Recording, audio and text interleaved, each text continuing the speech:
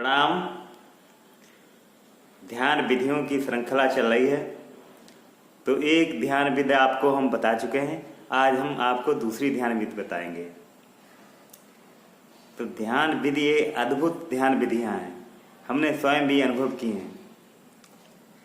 मगर ये ध्यान विधियां जब ही उपयोगी हैं जब आप करके अनुभव करेंगे, क्योंकि देखने हम क्या देख रहे हैं बताने वाला कौन है, ये महत्वपूर्ण चीज़ नहीं है। ये आप करेंगे, अनुभव करेंगे। क्योंकि एक भाई साहब ने मित्र ने प्रश्न किया था कि आपके बाल काले हैं या डाई लगाते हैं, इसका जवाब दे दिया है। अब एक और प्रश्न उन्हीं ने किया है कि आपकी उम्र क्या है। भाई हम लोग कहाँ फंस गए हैं, और पहले से ही फंसे हैं, आज भी फंसे हैं। किसी की विधियाँ, किसी का ज्ञान, किसी के सद्गुण, उसके रंग रूप उम्र देखकर ही फॉलो करते हैं। ये गलत है। कोई व्यक्ति छोटा भी हो सकता है, बड़ा भी हो सकता है, बाल काले हो सकते हैं, सफ़ेद हो सकते हैं, मगर उसके ज्ञान या विधियों को अनुभव कीजिए, अपनाइए, और आप क्या अनुभूति करते हैं तब उसका पालन कीजिए। तो किसी की उम्र, किसी बाल काले सफ़ेद, कोई गोरा है काला है, इन चीज़ों का कोई मतलब नहीं। तो ये बातें सुनकर हमें अष्टावक्र की कहानी याद आ गई। एक बार राजा जनक जी ने विश्व के आध्यात्मिक महापुरुषों को बुलाया,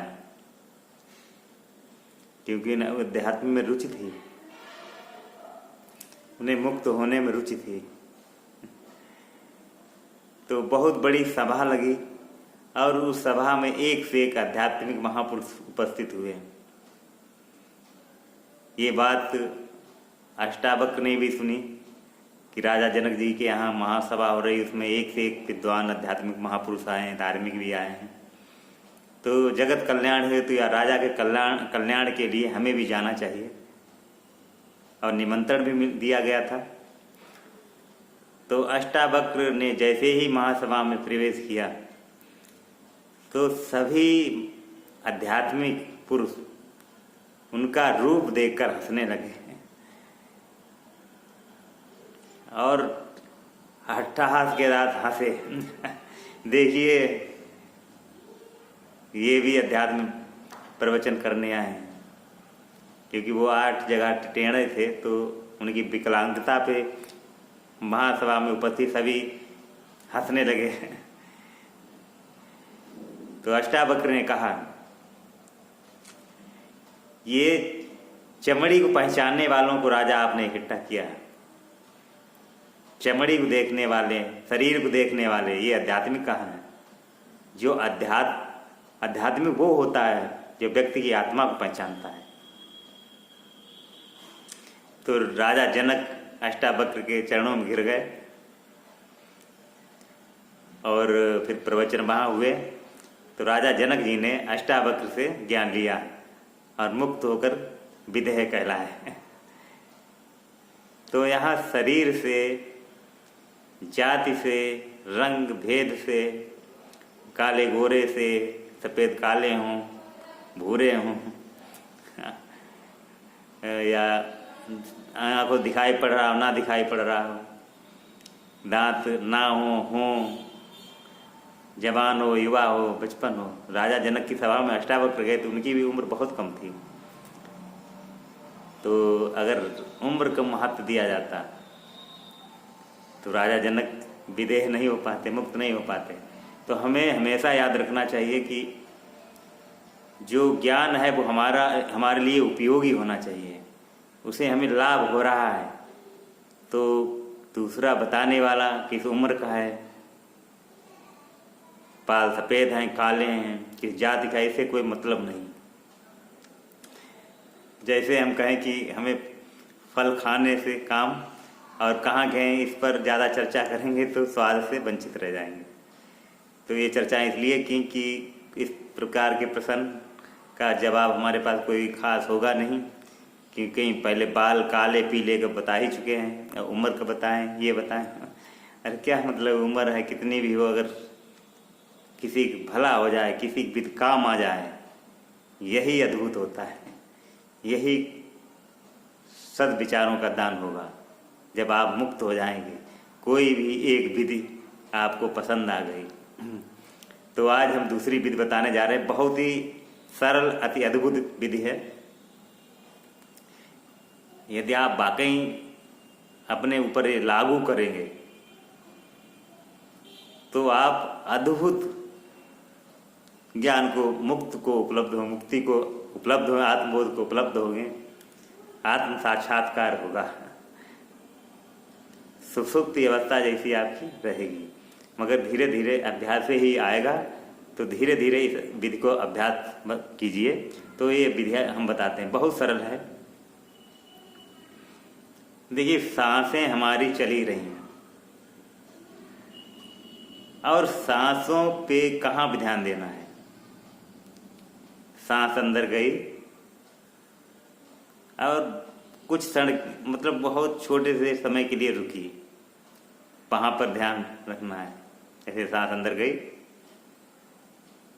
थोड़े क्षण के लिए रुक कर फिर वापस आई, फिर बाहर छोड़ी तो बाहर कुछ समय के लिए रुकी, वहाँ भी ध्यान देना है। शुरू में 1 घंटा बैठकर देना है, फिर धीरे धीरे धीरे से विचारों से मुक्त होने लगेंगे। तो कुछ नहीं, बैठकर आराम से बैठ जाइए सीधे, और सांस अंदर गई और मुड़कर फिर वापस आ रही, तो जहाँ पे मुड़ती है कुछ समय लेती है, वहाँ पे जाना है आपको। नॉर्मल सांस ही रहेगी, फिर बाहर जाती है तो वहाँ पर रुक जाइए। ये करके देखिए, अति अद्भुत सरल विधि है। आप आराम से बैठ के कुर्सी पे बैठ जाइए, चारपाई पे बैठ जाइए, जमीन पे बैठ जाइए, कोई निश्चित नहीं, चाहे जैसे आरामदायक मुद्रा होनी चाहिए। अति अद्भुत सरल विधि है। तो उस गैप को देखिए, उस समय को देखिए जब हमारी सांस जाकर मुड़ रही होती है, बाहर से अंदर आ रही होती है। तो कुछ समय बाहर रुकती है, कुछ अंदर। और चाहें तो आप सांस के साथ अंदर जाएं, ध्यान जाएगा। अब जहाँ आप रुक रही उसे महसूस कीजिए, फिर वहाँ से बाहर आ रही सांसों के साथ ही बाहर आ गए, बाहर देखा, फिर अंदर जाते हुए देखा, बाहर जाते हुए देखा, अंदर जाते हुए देखा, बाहर जाते हुए देखिए। बस इतना ही सरल काम करना है और ये चमत्कारिक अनुभव होंगे आपको। ये हमने अनुभव किया है, अनुभूत चीज़ें हैं। तो आप स्वयं अनुभव करके देखें। 10 मिनट से शुरुआत करके 1 घंटा, और फिर चाहे जितना समय तक उसे कर सकते हैं। ये अद्भुत चमत्कारिक विधि है। और दूसरी, इसी में एक और विधि बता देते हैं। एक विधि में 2 विधियां बता देते हैं। शांत बैठें और एक विचार आया, दूसरे विचार आने के बीच जो गैप होता है उसे देखें। तो विचार तो दिखेंगे ही, अब वो गैप दिखने लगेगा। एक विचार आ रहा है और दूसरा आने से पहले जो गैप होगा उसी को देखते रहें।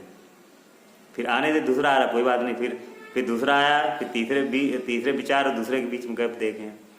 तो 1 घंटा ना भी बैठ पाएँ तो आधा घंटा इस प्रकार से अभ्यास करें। फिर धीरे धीरे ये गैप बढ़ने लगेगा और पूरे दिन ये प्रक्रिया शुरू कर दें। चलते फिरते भी कर सकते हैं कि एक विचार आ रहा है, दूसरा विचार आने वाला, उनके बीच में रुक जाएं। तो ये भी बहुत सरल विधि है। ये बहुत ही अद्भुत विधियां हैं, हमारे ऋषि मुनियों ने दी हैं। तो ये अद्भुत ध्यान विधियां कीजिए, क्योंकि ध्यान विधियों का भी प्रचार प्रसार होना चाहिए। बाकी तो हो ही रहा है। ये अद्भुत ध्यान विधियां हैं, आत्मबोध को उपलब्ध हो ही जाएंगे, मुक्ति आप पा ही लेंगे। बहुत सरल है। अब मुक्त होकर जो आनंद आएगा वो सब आनंदों से महान होता है। आप कोई भी चीज़ कर दें मगर मुक्ति में जो आनंद आएगा वो किसी में नहीं आ सकता। तो इस विधि को कीजिए, तब तक फिर आज्ञा लेते हैं। फिर एक तीसरी विधि बताएंगे। तो जो भी विधि पसंद आए आप कीजिए और स्वयं पर परिवर्तन देखिए। तो हम अपने अनुभव तो शेयर करेंगे, वो भी आपको झूठे ही लगेंगे, तो आप करके स्वयं देखें।